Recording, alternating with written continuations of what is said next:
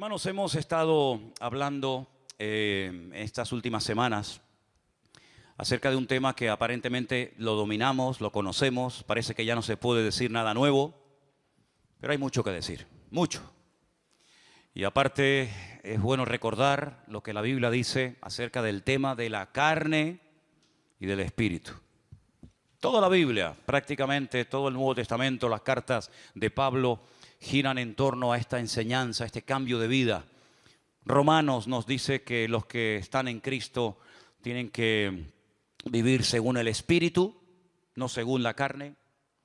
Gálatas, que es la carta del mismo autor, dice que los que son de Cristo tienen que tener crucificada la carne juntamente con Cristo. Sí, toda la Biblia está llena de textos que nos hablan acerca de la importancia de cambiar, de dejar atrás, de dejar a un lado para siempre todas aquellas cosas que nos han sido un estorbo, han sido un impedimento para nuestro desarrollo, para nuestro crecimiento espiritual. Y cada uno tiene que examinarse, cada uno tiene que probarse a sí mismo y analizar cuántas cosas todavía de la antigua vida pueden quedar en ti.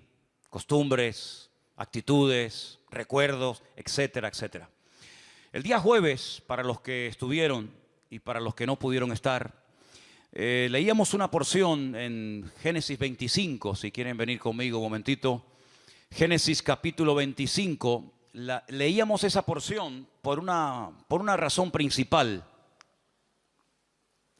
Y es porque allí encontramos a dos hermanos gemelos, Jacob y Esaú, hermanos lógicamente del mismo padre, de la misma madre, pero son tan diferentes el uno del otro, tan distintos, por fuera, por dentro. Son como dos personas completamente diferentes. Y me animé a hablar de estos hermanos, me animé a leer algo de Génesis 25, porque quería buscar un pasaje de la Biblia que pudiéramos verlo de una forma clara, para que viéramos la gran diferencia, el abismo que tiene que haber entre una persona que vive en la carne y una persona que vive en el espíritu. No pueden mezclarse las cosas. Ustedes saben, yo lo he dicho muchas veces, que Dios tiene no quiero decir ni la palabra manías, ni la palabra tendencias, porque ninguna encajaría, pero Dios tiene algo que de una forma especial no le gusta, y es las mezclas, las mezclas. Fíjense que cuando el Señor le dio su palabra al pueblo de Israel, a los que eran agricultores, les prohibió sembrar en el mismo campo diferentes semillas. No podían, a veces vamos por aquí por algún campo y ves una cosecha de papas y también ves maíz plantado en la misma tierra. Eso en los tiempos bíblicos estaba totalmente prohibido. O sembrabas una cosa o sembrabas otra. No se podía sembrar diferentes géneros en la misma tierra, no se podía mezclar. A la hora de arar, a la hora de preparar el terreno, pues no había tractores, evidentemente. Se araba con yuntas de animales. Y puede ser que tuvieras un buey y tal vez tuvieras un asno, o tuvieras una mula, o tuvieras un camello. No podías juntarlos, no podías ponerle el yugo a dos animales de diferente raza para arar en el mismo campo. De ahí viene la palabra que Pablo le dice a los corintios: no os unáis en yugo desigual.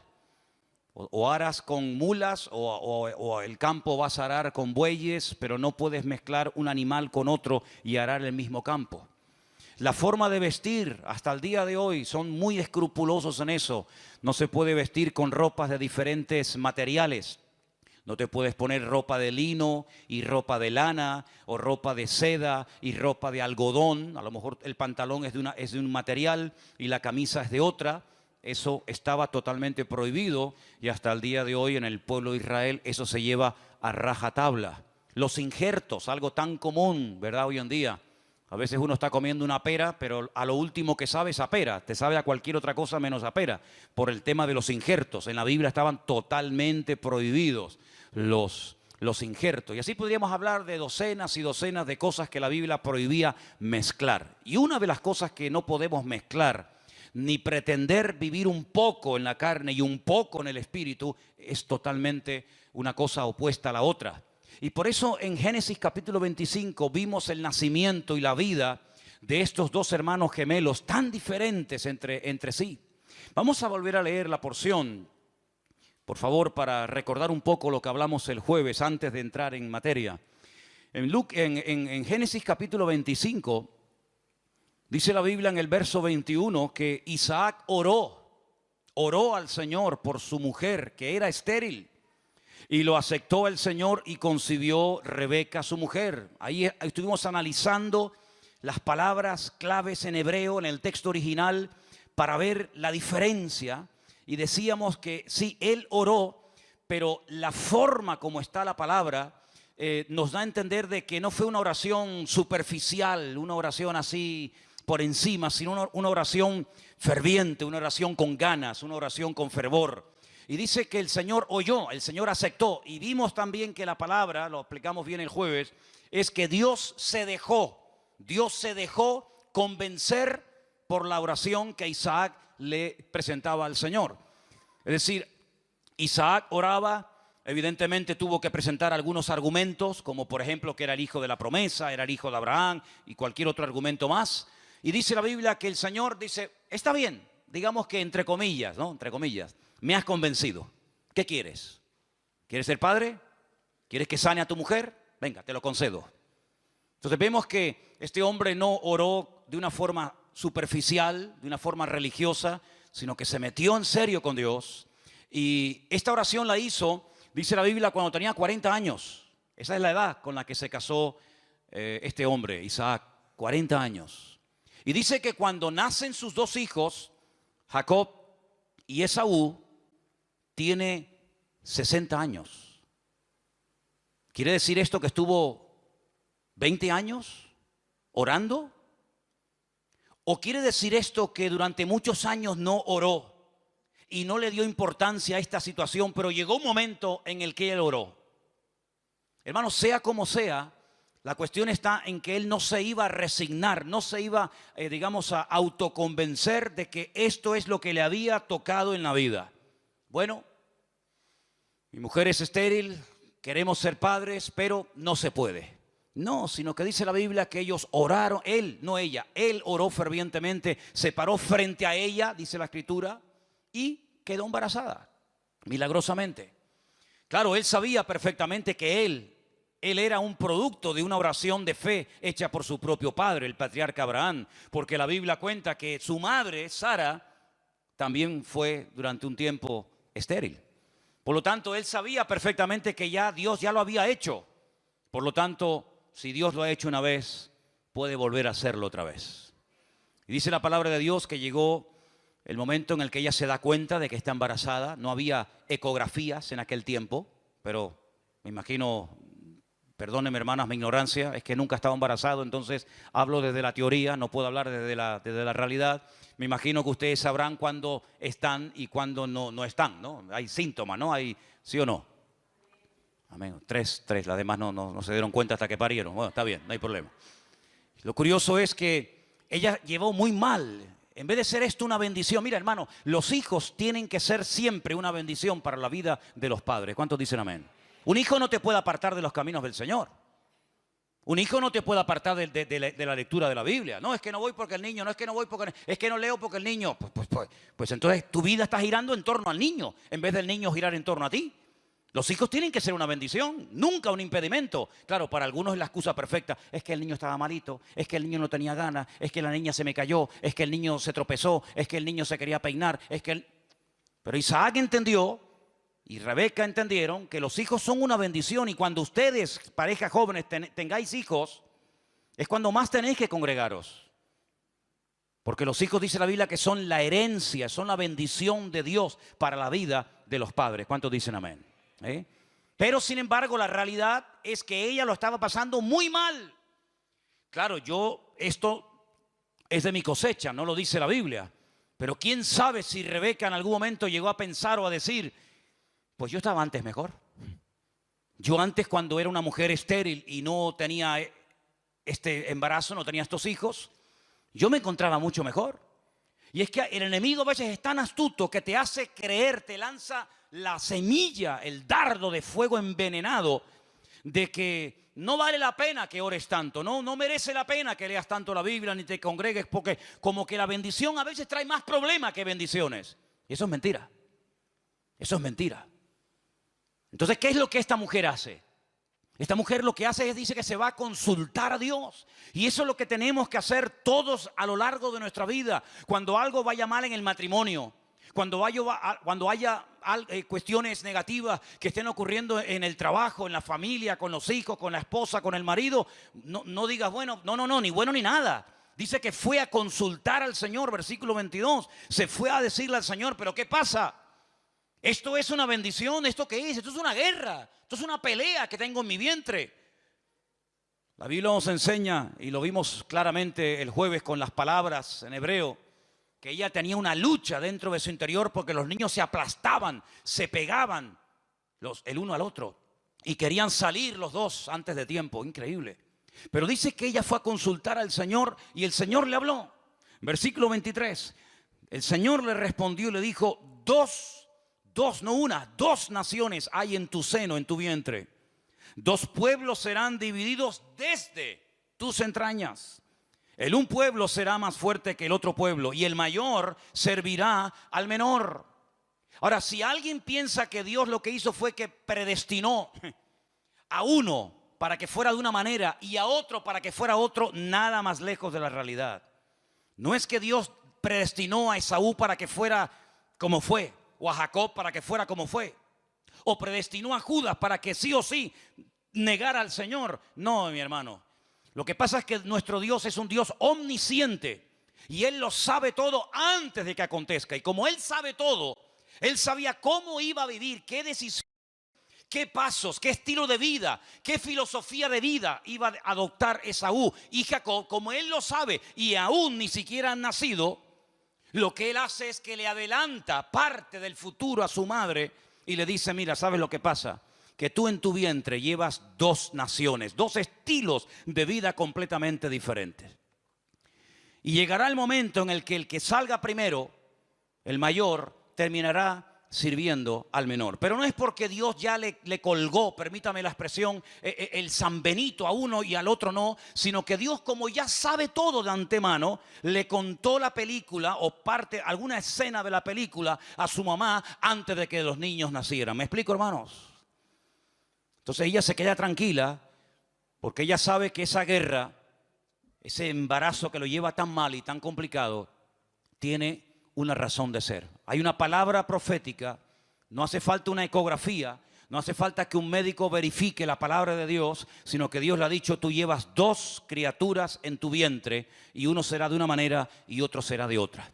Y yo escogí esta porción el otro día y la vuelvo a escoger esta tarde. ¿Saben por qué? Porque tenemos que tener bien claro lo que es la carne, cómo se comporta, cómo piensa, cómo actúa, a dónde nos quiere llevar, qué consecuencias a corto y a largo plazo hay para una persona, para una familia, para un matrimonio que quiera vivir en la carne constante y permanentemente, y qué consecuencias y qué cosas buenas y cuántas puertas en la vida se pueden abrir si tomas el camino, si tomas la senda de vivir en el Espíritu. En el Antiguo Testamento no se emplea la comparación, la comparación, el ejemplo entre la carne y el espíritu, sino que el Señor habla de la vida y de la muerte. Pero es exactamente lo mismo. Dice, si ustedes escogen este camino, el camino ancho del cual habla el Señor, camino, por cierto, por el que van la mayoría, porque la mayoría van por el camino ancho, pues es la vida cómoda, es la vida fácil, es la vida donde no hay principio, donde no hay moral, donde yo no me permito que nadie me diga lo que tengo que hacer, donde yo sé lo que tengo que hacer y no sé qué, yo no le rindo cuentas a nadie. Y dice que al final es un camino de muerte. Pero dice que luego hay otro camino más estrecho, camino lógicamente más complicado, más difícil, pero es un camino que se va ensanchando, el otro cada vez se va estrechando. Y este camino estrecho cada vez se va ensanchando y te va a llevar al final, la última estación, la última parada, a la misma presencia de nuestro Señor. ¿Cuántos dicen amén? Así que cuando nacen estas dos personas, estos dos jóvenes, pues dice la palabra de Dios que uno por dentro y por fuera era completamente diferente al otro. Por ejemplo, si leemos en el versículo 24, hay una palabra, dice, cuando se cumplieron sus días para dar a luz, he aquí había gemelos. Había gemelos en su vientre. Bueno, es que no nos tiene que sorprender de que hubiera gemelos, porque ya el Señor se lo había dicho. No dijo, hay uno y otro. No, es que ella ya sabía que había dos. ¿Y cómo lo sabía? Porque el Señor se lo había dicho. Y dice la Biblia que nuestra obligación, y más en estos tiempos, es escudriñar las Escrituras, es conocer el propósito de Dios, para que cuando ocurran ciertas y determinadas cosas no nos sorprendamos. Como dice el apóstol Pedro, no os sorprendáis, hermanos, como si alguna cosa extraña os estuviera aconteciendo, sino considerad y recordar lo que ya os he dicho, de que estas cosas que les están ocurriendo a ustedes también le están ocurriendo a nuestros hermanos en otras latitudes, en otras naciones y partes de la tierra. Por lo tanto, no se sorprenda, lo que tiene es que recordar la palabra que Dios nos da cada semana y tenerla en el corazón para que cuando llegue la oportunidad, cuando llegue la situación o la circunstancia, puedas recordar que eso ya se te dijo que iba a ocurrir.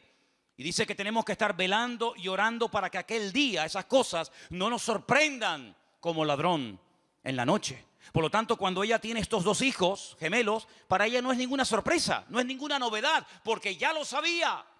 El mundo se llevará las manos a la cabeza. El mundo, cuando vea en la televisión o cuando vea en las naciones de la tierra lo que está ocurriendo, se sorprenderán y dirán, ¿pero qué está pasando? El mundo se ha vuelto loco, ya no hay moral, no hay principio, no hay esto, no hay aquello. Pero nosotros no nos vamos a sorprender, porque ya el Señor dice, yo os lo he dicho antes, para que cuando estas cosas comiencen a suceder, erguíos y levantad vuestras cabezas y sabed que vuestra redención está cerca. ¿Cuántos dicen amén? Y fíjate que esta palabra gemelos aquí aparece en el texto original, los llama tomín. Pero sin embargo hay otro versículo que quiero que leamos muy rápidamente, o si quieren yo se lo leo, en Génesis 38, 27, donde hay otra pareja de gemelos, Génesis 38, 27, cuyo padre es Judá y cuya madre es Tamar. Y dice que tuvo gemelos, Génesis 38, verso 27, dice así la palabra del Señor, presta atención.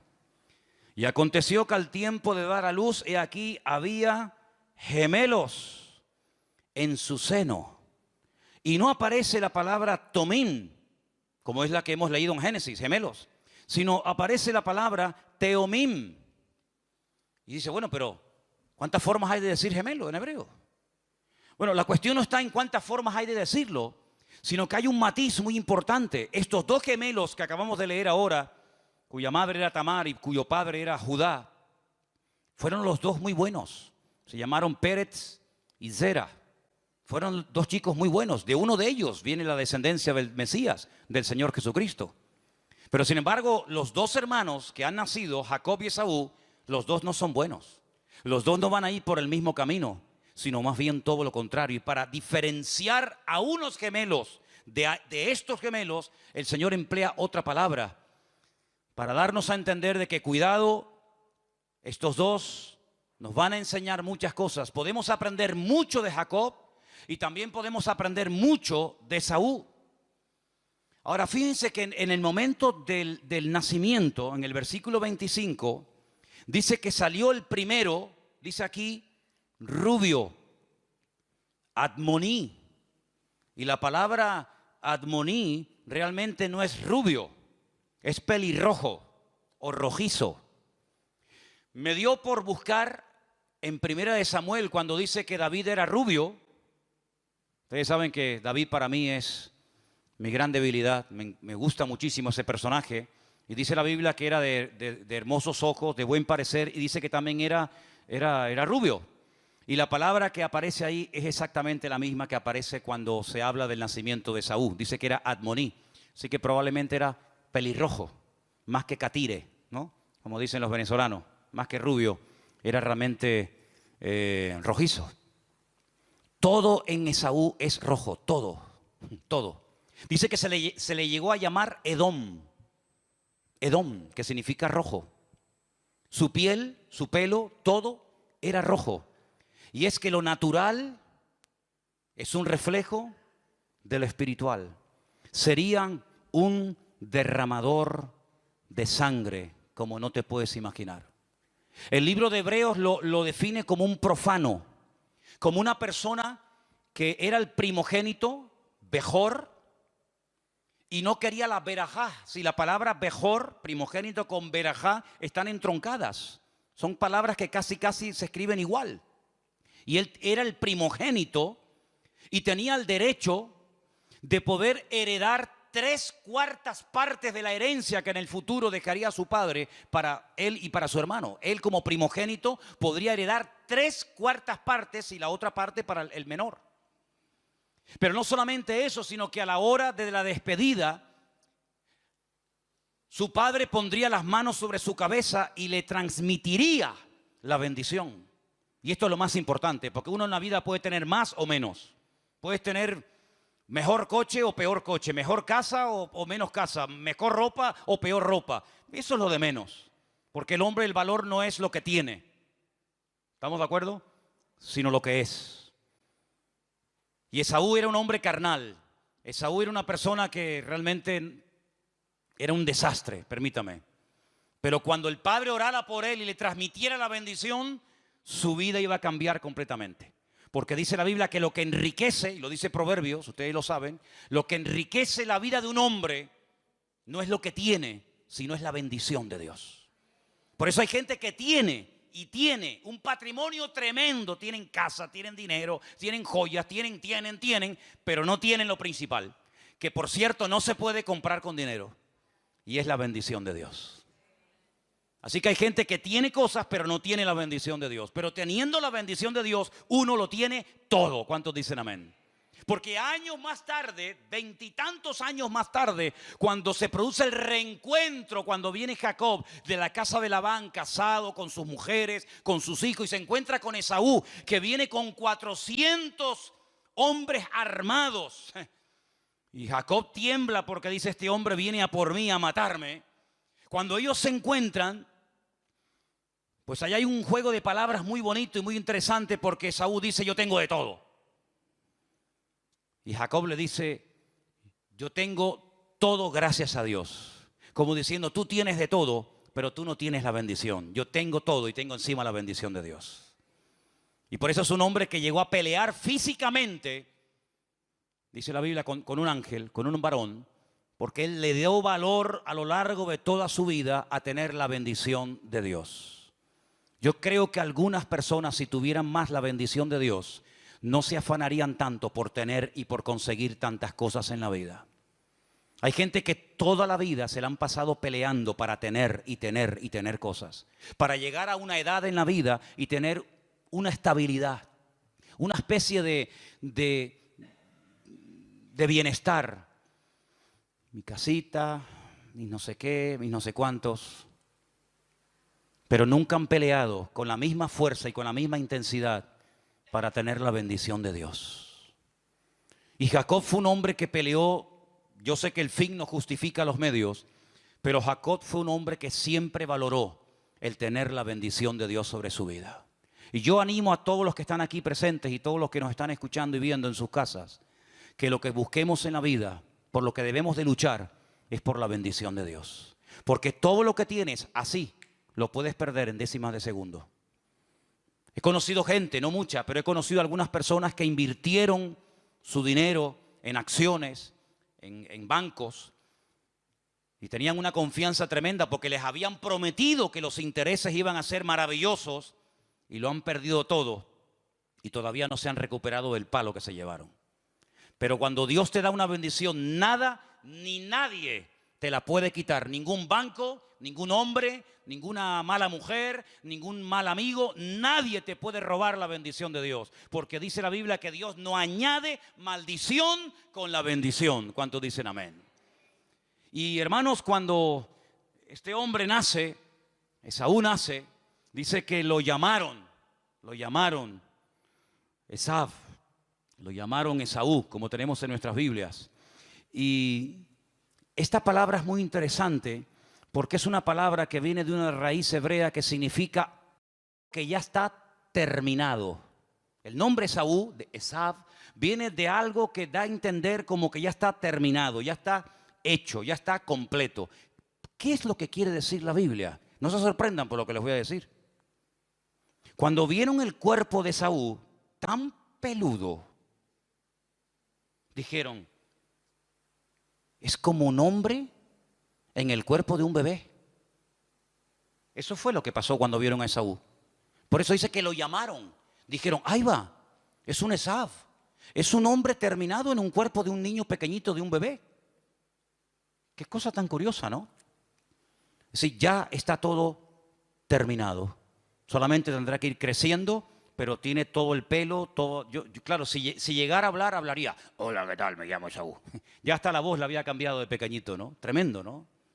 Sin embargo, dice que a Jacob lo llamaron Jacob, porque cuando salió agarró el Ekev, Jacob, Ekev, agarró el talón de su hermano, y dice que ahí lo agarró. Y eso llamó la atención a los que estaban allí en el parto y dijeron, mira, viene trabado del calcañar, del talón de su hermano, y por eso su nombre tiene que ver con la letra Yod, con la palabra que hace referencia al talón. Y dice la Biblia que sería un suplantador, y nos da a entender por todo el contexto y por todo lo que podríamos leer y estudiar, que al final de los tiempos, cuando la gloria y la influencia de Esaú bajara y menguara, es cuando la gloria de Jacob, que después sería Israel, se levantaría sobre todas las naciones de la tierra. Yo creo que el pueblo más perseguido de toda la historia de la humanidad, sin lugar a dudas, ha sido el pueblo de Israel. Ha habido pueblos que los han perseguido mucho menos, muchísimo menos, y durante muchísimo menos tiempo que al pueblo de Israel, y han sido exterminados. No existen, no hay rastro de esas culturas, de esas civilizaciones, de esos imperios que cuando se llegó a verlos y a entrar en contacto con ellos se quedaron sorprendidos, pero que miras hoy en día donde vivían y cómo eran y cómo se comportaban, y no existe nada más que 4 piedras tiradas por el campo de lo que un día fue ese imperio o esa nación o esa gente. Sin embargo, el pueblo de Israel es un pueblo que lo han intentado exterminar por todas las partes, habidas y por haber. Y es un pueblo indestructible. 7 guerras en 60 años. 7 guerras en tan solo 60 años. Dígame, un país moderno, me da igual si es de Europa o de Latinoamérica o de cualquier otro lugar, un país que haya tenido 7 guerras en 60 años. Y hayan sido atacados por tierra, por mar y por aire, en algunas ocasiones por cantidad de naciones armadas hasta los dientes, cuadruplicando el armamento y los soldados, y han sido totalmente arrasadas y destruidos. Y es que el pueblo de Israel es como el botón de muestra que Dios dejó en este mundo para que la gente sepa que detrás de ese pueblo, que no son perfectos ni mucho menos, pero que detrás de ese pueblo hay un Dios que ha hecho un pacto y que ha prometido que primero desaparecen el cielo y la tierra antes de que desaparezca el pueblo de Israel en la tierra. Porque por eso el diablo y las naciones y los gobiernos se han empeñado en destruir Israel, porque como enseñé en una ocasión, el que se atreva o el que crea que puede destruir al pueblo de Israel, una de dos, o demuestra que Dios miente, que Dios no es capaz de proteger a ese pequeño pueblo, rodeado de más de 200 millones de personas, un pequeño país de menos de 7 millones de habitantes, o simplemente que Dios no existe, así de claro. Pero como Dios existe y tiene todo el poder arriba en el cielo y en la tierra y debajo de la tierra, el pueblo de Israel sigue ahí, le pese a quien le pese. Y es la pura realidad. Y es un botón de muestra de ver cómo el Señor, cuando nos agarramos a su palabra, Dios protege nuestras batallas y nos da victoria tras victoria y gloria tras gloria. ¿Cuántos dicen amén?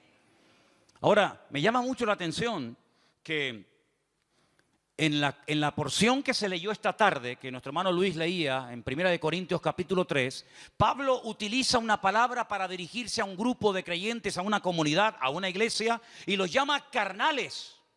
¿Pueden abrir 1 Corintios 3, por favor?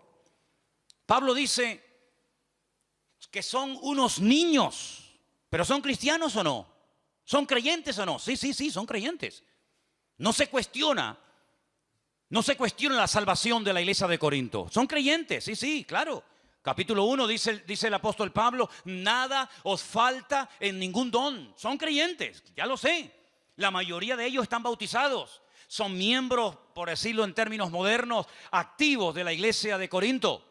Pero dice en 1 Corintios capítulo 3, versículo 1, Ahí lo tenemos. De manera que yo, hermanos, no pude hablaros como a espirituales, sino como a carnales. Carnales. Como a niños en Cristo. ¿Y en qué se basaba Pablo para decir a la iglesia que sois unos carnales, que sois unos niños? Que no estoy tratándoles como si fuerais inconversos. Yo sé que no sois inconversos. El problema vuestro no es que sois inconversos. El problema vuestro es que no habéis crecido, no habéis madurado, os habéis quedado estancados y sois carnales y sois niños en Cristo. El siguiente versículo, el versículo 2, nos da algunos argumentos en los que se basa el apóstol Pablo para llamar a estos hermanos niños y carnales. Dice: os di a beber leche y no vianda, porque aún no erais capaces ni sois capaces todavía. No es un problema del pasado, es un problema del presente actual. Porque aún sois carnales. Y ahora escucha: pues habiendo entre vosotros celos, contiendas, otra versión dice cismas, divisiones, disensiones, ¿no sois carnales y andáis como niños? Es decir, que cuando una persona tiene problemas con los celos, aunque se llame cristiano, es una persona que le está dando lugar a la carne. Porque la semana pasada, desde este mismo púlpito, se leyeron algunas de las manifestaciones o de las obras de la carne. ¿Se acuerdan? Gálatas capítulo 5. Y una de las manifestaciones de una persona carnal es que tiene problemas con los celos. Ay, amigo.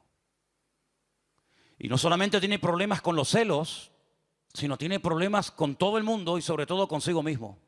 Porque las personas con celos son personas con problemas de complejos. Tienen una falta de seguridad, una estima por los suelos, y entonces piensan que alguien les va a robar lo que tienen, les va a quitar lo que tienen, porque en el fondo tienen inseguridad. ¿Y qué es la inseguridad? Es la hija, es el hijo del miedo. El Señor miedo parió a la inseguridad. Y dice la Biblia que el perfecto amor echa fuera al temor.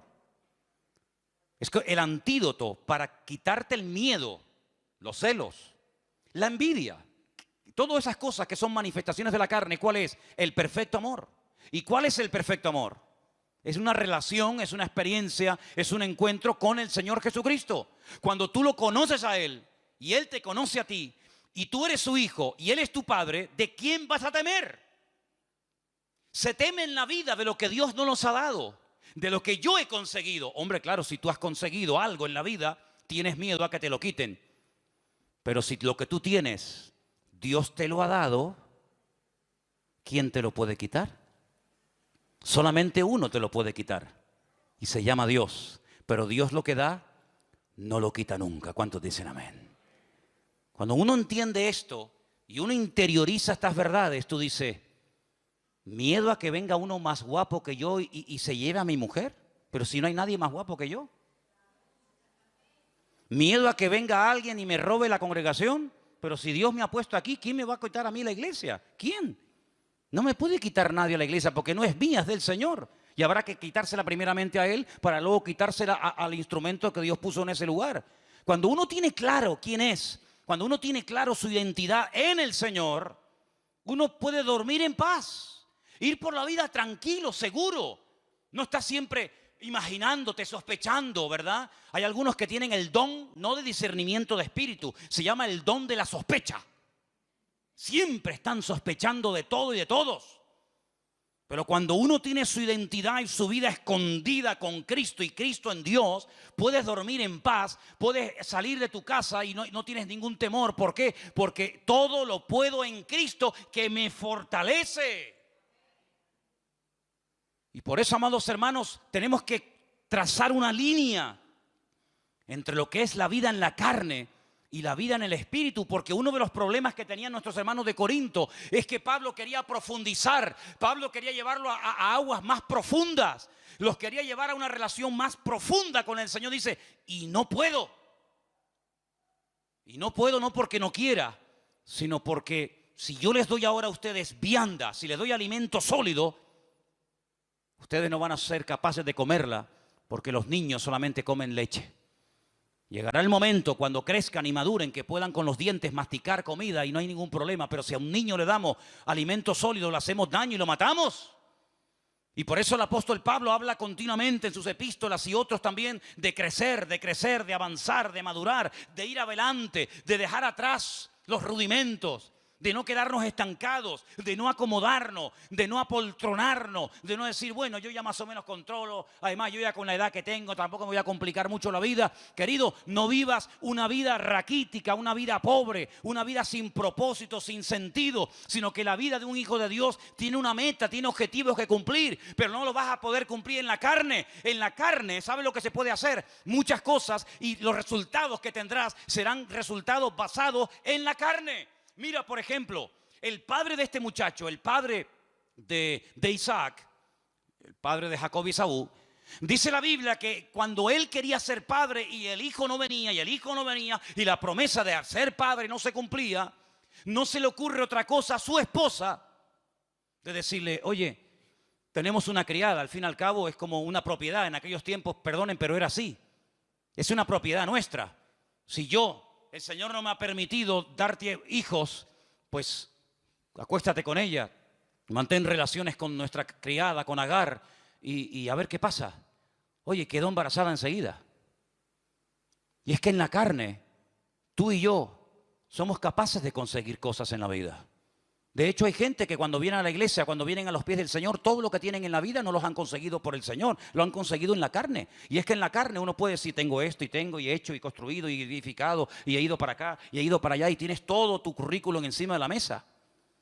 Pero dice la Biblia que delante del Señor, si crees que eso te va a abrir puertas y te va a favorecer el camino para Dios, el concepto que tiene de todo lo que para nosotros es lo máximo y lo sublime, es trapos de inmundicia. Dios dice, a mí esto no me sirve de nada.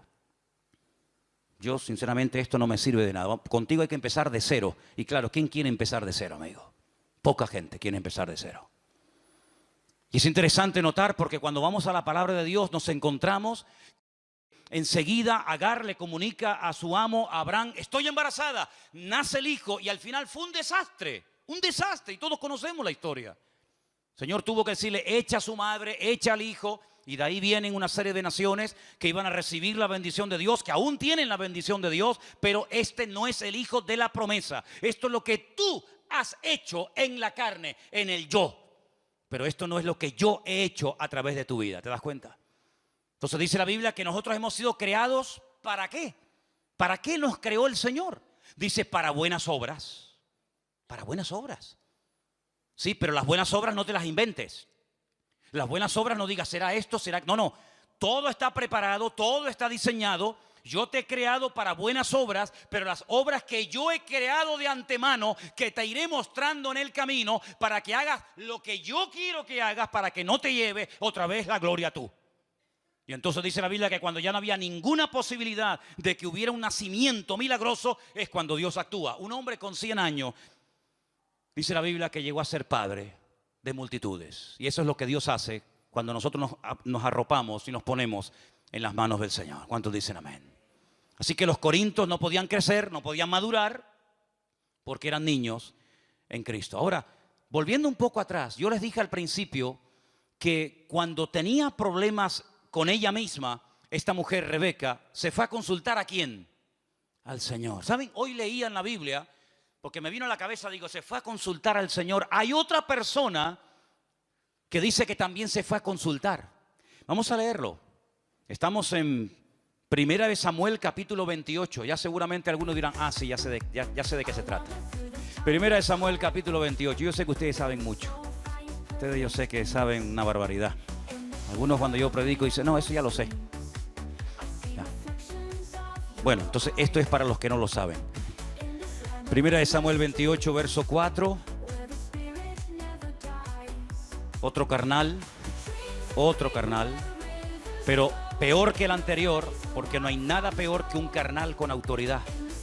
No hay nada peor que un carnal con dinero. ¿Quieres conocer a una persona de verdad? Dale poder y dale dinero. Y ahí se va a manifestar cómo es realmente. Hay algunos que dicen, no, su currículum está limpio. No hay casos de corrupción. No han hecho nada malo. Claro, porque han sido unos desgraciados hasta hace media hora. Pero espérate que tengan poder y autoridad y van a robar más que estos. Y si no, al tiempo. Primera de Samuel 28:4. Se juntaron los filisteos, vinieron y acamparon en Sunem, y Saúl juntó a todo Israel y acampó en Gilboa. Verso 5. Cuando vio Saúl el campamento de los filisteos, ¿cuando vio qué? Cuando vio, dígalo fuerte, el campamento de los filisteos, ¿qué tuvo? Miedo. Si habéis resucitado, poner la mira en las cosas de arriba, no en las de la tierra. David llegó al campamento y no miró el campamento solamente de los filisteos, sino que miró a Dios y dijo, estos no son nada comparado contigo, ¿qué son estos 4 desgraciados? Pero Saúl solamente miraba lo que tenía delante de sus ojos y al no mirar a Dios, tuvo miedo. Y el miedo es uno de los peores consejeros de la vida, porque además el miedo tiene una cosa muy tremenda y es que es contagioso. Tú ponte al lado de uno que tenga miedo y tú tendrás miedo como él. Ponte a vivir al lado de un valiente y serás otro valiente como él. Dice la Biblia que cuando iban a pelear con David iban como leones. Los mirabas a la cara y dice que tenían la cara como leones. Cuando iban los soldados detrás de Saúl, dice que iban detrás de él en obediencia, pero temblando, muertos de miedo. Tremendo, ¿no? Cuando vio Saúl el campamento de los filisteos, tuvo miedo, se turbó su corazón. Consultó Saúl al Señor, pero el Señor no le respondió. Ni por sueños, ni por Urim, ni por profetas. Bueno, todos sabemos por qué no le respondía al Señor. Porque hay gente que solamente se acuerdan de Dios cuando están mal. La mayoría de la gente son así. Cuando están mal, cuando el negocio va fatal, cuando la mujer está enferma, cuando el niño no sé qué, cuando el padre no sé cuánto, cuando me duele por aquí, ¡ay, Dios mío! Cuando él clama al Señor, el Señor dice que no le responde. No le responde. Entonces, ¿qué es lo que hace? En vez de humillarse y pedir perdón, decir, Señor, tú no me respondes por esto, por esto, por esto y por esto. Si no es que tú seas un niño caprichoso que has dicho, a este lo bendigo y a este lo maldigo, a este lo levanto y a este lo hundo. No es por eso. Si él se hubiera humillado y hubiera pedido perdón al Señor, todo hubiera cambiado. Pero ¿qué es lo que hace? Dice que dijo, buscadme a una mujer que tenga espíritu de adivinación. Oye, ¿te has dado cuenta que en la Biblia ningún hombre tiene espíritu de adivinación? ¿Qué es espíritu de adivinación? Una mujer que sepa manipular el mundo espiritual. Espíritu de adivinación no es esa. Perdonen, hermanas, no se ofendan conmigo. Si se ofenden me da igual, pero se lo voy a decir. El instrumento más poderoso en esta vida para ser usado por Dios es la mujer. Una mujer en las manos de Dios se come a 20 hombres. Créame, es lo más poderoso que hay. Por eso en la Biblia Dios le tuvo que poner ciertas limitaciones a las mujeres, porque si no ustedes nos comen con papas a todos nosotros. Y encima nosotros nos creemos que somos el rey del mambo. Pero no hay instrumento más poderoso en las manos del diablo que una mujer.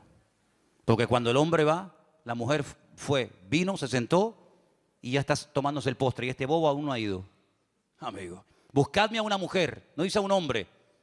No, buscadme a una mujer que tenga un espíritu de adivinación. Alguien que sepa manipular las cosas. Y claro, el que busca encuentra, en lo bueno y en lo malo. Buscadme a esa mujer, yo voy a ir a ella y le voy a preguntar. Y sus criados le dijeron, aquí hay una mujer en Endor que tiene espíritu de adivinación. Sabían hasta dónde vivía. Se disfrazó. ¿Se disfrazó para qué?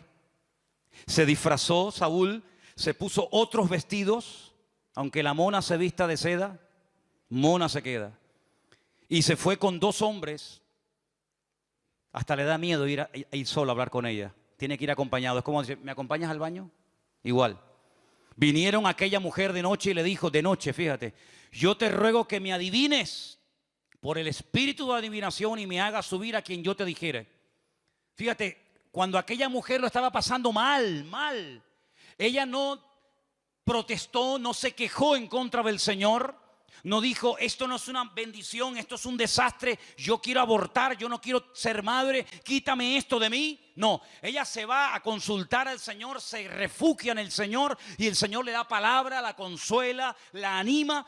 Y hermanos, esa palabra esta mujer la tomó y después vamos a ver detalles muy interesantes, cómo esta mujer creyó a la palabra del Señor, cosa que su marido no hizo. Sin embargo, este hombre va a consultar ¿a quién? Al enemigo. Si no me responde Dios, pues que me responda el diablo. Tremendo. Y dice la Biblia que al día siguiente Saúl, se suicidó.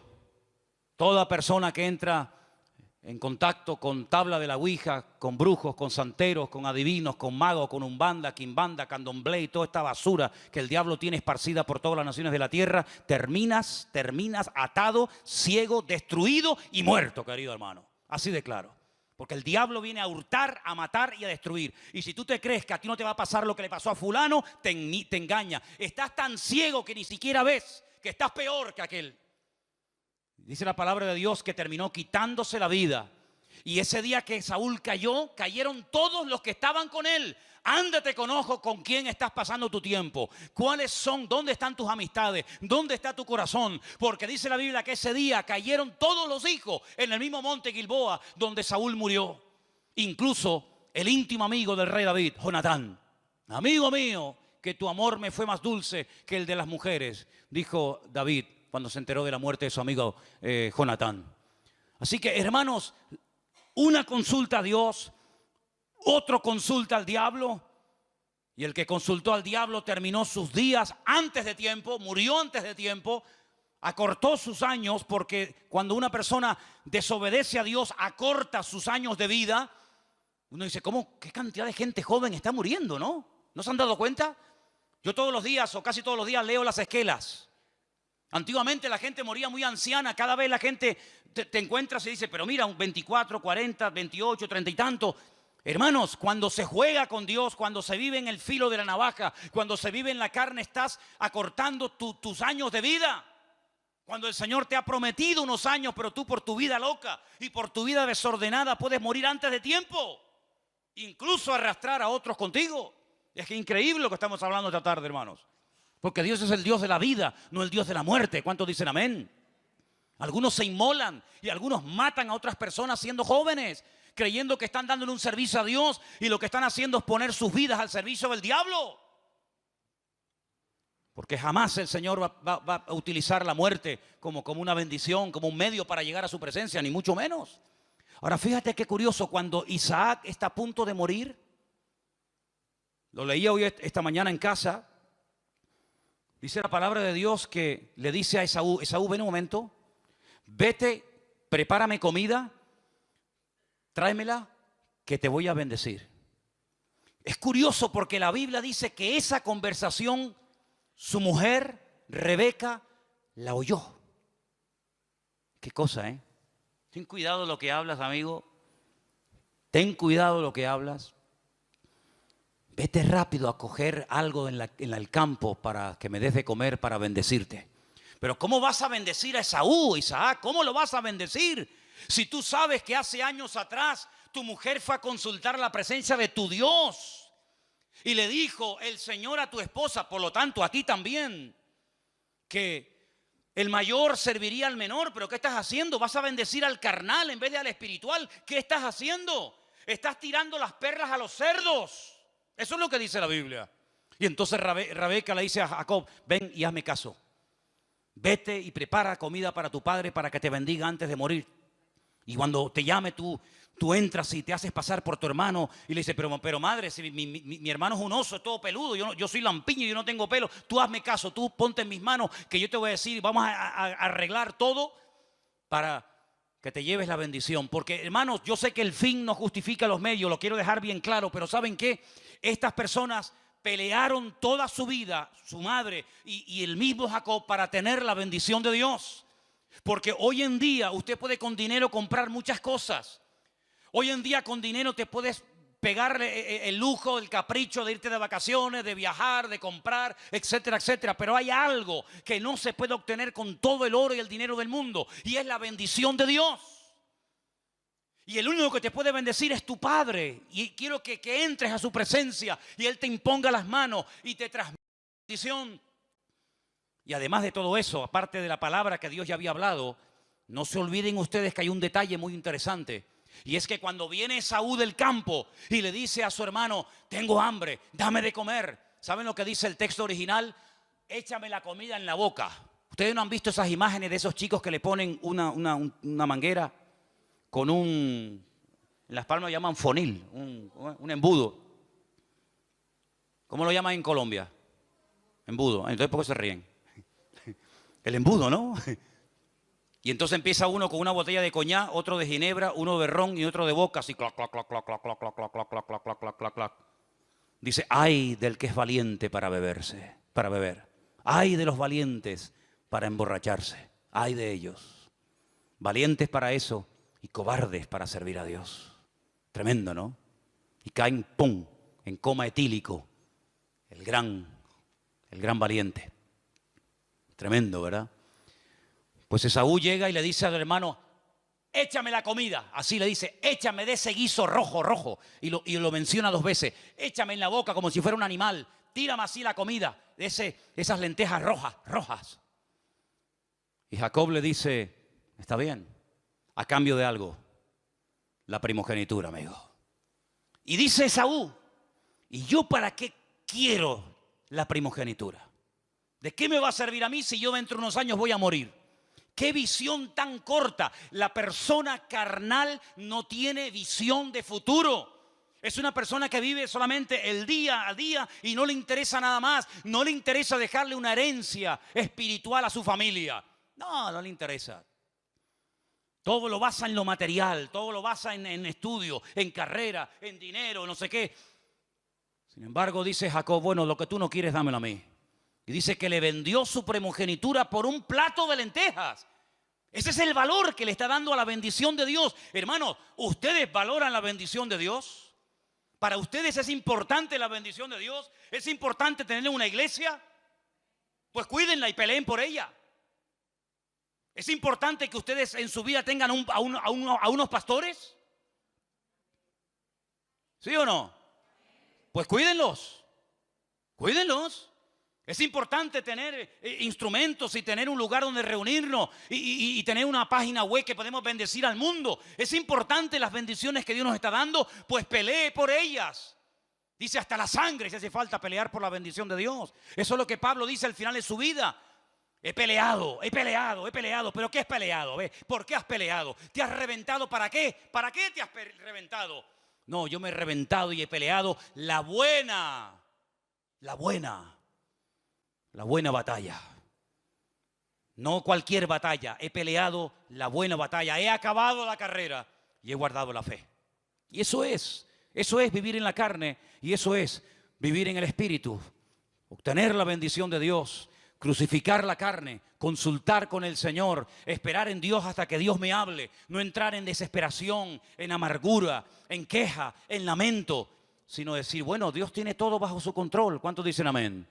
La persona que vive en el Espíritu o que quiere vivir en el Espíritu agradando a Dios es una persona que no está siempre insatisfecha, incómoda en todas partes. Cuando hace calor, qué asco de calor. Cuando hace frío, qué asco de frío. Cuando tiene trabajo, no me gusta el trabajo. Cuando no tiene, se queja porque no tiene. Entonces, ¿qué quedamos? ¿Quieres trabajar o no quieres trabajar?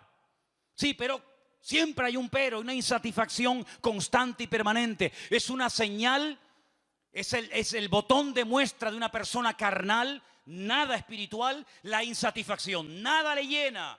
Siempre está buscando un juguete para entretenerse. Cuando no es el coche, es la moto. Cuando no es la moto, es la avioneta. Cuando no es la avioneta, es la natación. Cuando no es el parapente. Cuando no es el trompo. Cuando no es el yoyo. Y cuando no, yo qué sé lo que es. Es una insatisfacción permanente. Sin embargo, dice la Biblia que la persona espiritual es la persona que vive en paz. ¿Cuántos dicen amén? Con lo mucho y con lo poco, vive en paz. Porque para vivir en paz no hace falta tener, sino lo que hace falta es la bendición de Dios. Y Jacob la obtuvo. Sí, cuidado, ya sé, algunos estarán pensando, pero no todo fue bonito y bueno en Jacob, ¿no? Y en ti y en mí tampoco. Da la impresión de que a veces decimos, no, es que Jacob no sé qué sí. Pero espérate, no hablé de Jacob, hablé de ti. Desde que nos hemos convertido, hermanos, hasta el día de hoy hemos sido niños buenos. Hemos obedecido siempre al Señor, nunca hemos metido la pata, nunca nos hemos apartado, enfriado. Vamos a dejar a Jacob tranquilo, porque Jacob es un hombre que está en la Biblia, mi nombre ni siquiera aparece ahí. Por lo tanto, máximo respeto a los personajes de la Biblia, a los patriarcas, ¿verdad? Pero hay un denominador común en este hombre que es a lo que yo quiero apuntar esta tarde, y es que Jacob, a pesar de sus debilidades, a pesar de su carnalidad también, que la tenía como todos en la vida, y a pesar de sus imperfecciones, a pesar de todo eso, Jacob era un hombre que amaba al Señor. Y quiero leer un versículo en esta tarde, dice versículo 27, estamos en Génesis 25, 27, y ya voy terminando. Los niños crecieron y Esaú fue diestro en la casa. Siempre donde hay sangre está metido Esaú, siempre. El pelo rojo, el nombre rojo. Todo en la vida de Esaú es sangre, sangre, sangre, sangre, todo siempre igual. ¿Cómo dice la Biblia que era Jacob? Dice que era varón quieto. Habitaba en tiendas. Una persona reflexiva, una persona que decía, espérate. Mi hermano está todo el día corriendo para acá, para allá. Ahora mata un león, mañana un oso, mañana un tigre, mañana un... Jacob era un hombre reflexivo que decía, en la vida no solamente es cuestión de tener buena comida y buena casa y buena ropa, sino buscar la bendición de Dios. Y la Biblia nos enseña que ese ansia, ese anhelo, ese deseo de buscar la bendición de Dios le trajo problemas, ¿sabes? La unción, el toque de Dios sobre tu vida, si lo tienes, no digo la salvación si la tienes, ahí está. Digo ese toque, ese favor de Dios, ese respaldo de Dios, si lo tienes, tú sabrás, siempre trae y despierta celos y envidia, siempre trae persecución, siempre trae de alguna manera u otra problemas con otras personas. Tuvo que huir de la casa porque su propio hermano lo quería matar. Cuando llega a la casa de Labán, su suegro también le hace unas triquiñuelas y le quiere amargar la vida. Al final, después de 22 años, tiene que salir Jacob de allí y empezar de cero una vida con su familia, con sus hijos, con su esposa, ¿verdad? Pero ¿saben una cosa, hermanos? Llegó un momento, llegó una noche, cuando Jacob dice, mañana llega el momento del encuentro con mi hermano. 22 largos años han pasado, no nos hemos cruzado en el camino, pero mañana llega la hora de la verdad. Mañana me enfrentaré a mi hermano Esaú. Yo lo he perdonado, yo no tengo nada contra él, pero él todavía tiene deseos de matarme. Dice que divide a la familia en varios campamentos. Cuando uno divide es porque tiene miedo, y él tenía mucho miedo. Pero dice que esa noche peleó contra un ser. La Biblia dice un hombre, lo más probable es que fuera un ángel. Y dice la Biblia que peleó toda la noche hasta que comenzó a salir el sol. Y cuando ya este ángel o este ser se quería marchar de él, le dice, suéltame, ya me tengo que ir. Y Jacob le dice la famosa frase, todos la conocemos, ¿no? No te dejaré hasta que no me bendigas. No te voy a soltar, me da igual, llevo toda la vida peleando, me levanto y caigo, ahora con mi hermano, ahora con mi padre, ahora con mi suegro, ahora conmigo mismo, pero ahora reconozco que ha llegado un momento crucial en mi vida. Ya no soy el niñito de 15 años, ya no soy el niño mimado de mi madre, ahora estoy solo delante de Dios y quiero que me bendiga porque quiero cambiar definitivamente de vida. Y el ángel le dijo, está bien, a partir de hoy tu nombre será diferente. Y ahí le cambió de Jacob a Israel. Israel es un nombre inventado por Dios, ¿sabías? Hay solamente una persona en la Biblia, uno solo, que se llama Israel. Es un nombre irrepetible, nadie más se llamó así. Con cada una de las letras podemos encontrar todo el árbol genealógico de Israel.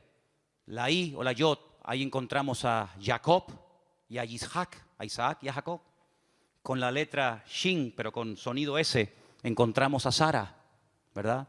Con la letra Resh de Ra, ¿verdad? Encontramos a Rebeca y a Raquel.